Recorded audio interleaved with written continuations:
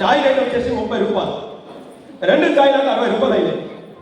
చాయ్ తాగిన తర్వాత అన్న భికారి గారి చాయ్ బాగుందా అని అడిగాను. అర్థం అయితే చప్పట్లు కొట్టండి గట్టిగా. భికారి గారి చాయ్ బాగుందా అని అడిగాం. భికారి గారి చాయ్ బాగుండడం కాదు, భికారి గారి ఇచ్చే సలహా కూడా బాగుంటుంది.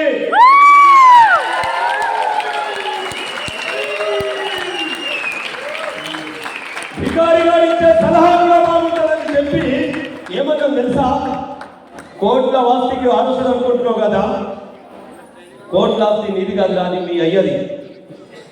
కోట్ల ఆస్తి నీది కాదు, అది మీ అయ్యది.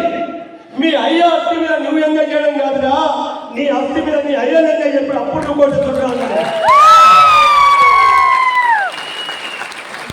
ఇది అర్థమవుతుందా? ఇవన్నీ తెలుసుకునేసరికి ఈయన జీవితం కూడా సగం అయిపోతుంది. వాళ్ళ చూస్తున్నారు కదా మీరు.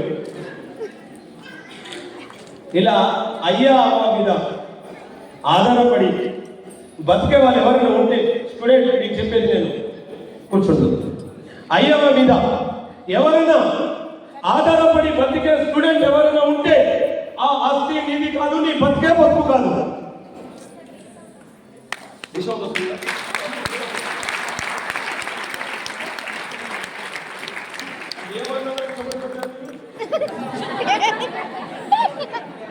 కిందకి కాదు అని చెప్పిన దానికి చప్పట్లు కొట్టారు మీరు. అదే కావాలనుకుంటే అది మంచి ప్లాట్ఫామ్ ఉంది, అదే వ్యక్తి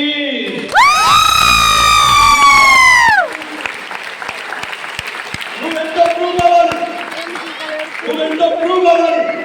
ఈ ప్రూవ్ అయ్యే విషయంలో నా సబ్జెక్ట్ వేరే ఉంది. ఎన్నో వడిదొడుకులు వస్తాయి, రావాలి నేను రావాలి నేను. ఒకసారి నాన్ క్వాలిఫైడ్ అవుతావు, ఒకసారి పివి రాదు, మీటింగ్ 10 మంది పిలిస్తే ఒక్కడు రాడు. వస్తాయి అవన్నీ. నీ గమ్యం ఏంది? నీ గమ్యం ఏంది? నీకు ఒక గోల్ ఉంది, అది క్లారిటీగా నువ్వు చేరాలనుకుంటే నువ్వు నిలబడి నడవడమే నీ సంకల్పం.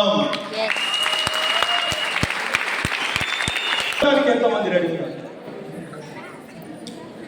అందరూ ఉన్నారా? అసలు మీరు నిలబడే వాళ్ళు నడిచేవాళ్ళు, నిలబడే వాళ్ళు చేయించండి. నిలబడే నాకు ప్రశ్న అంత ఇష్టం.